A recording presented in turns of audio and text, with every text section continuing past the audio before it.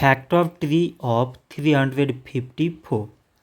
So 354, it can be written as 2 times 177. 2 times 177 means 354. Now 177, it can be written as 3 times 59.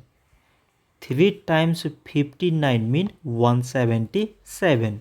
So now we select prime numbers in all these numbers. So prime numbers are 2, 3 and 59.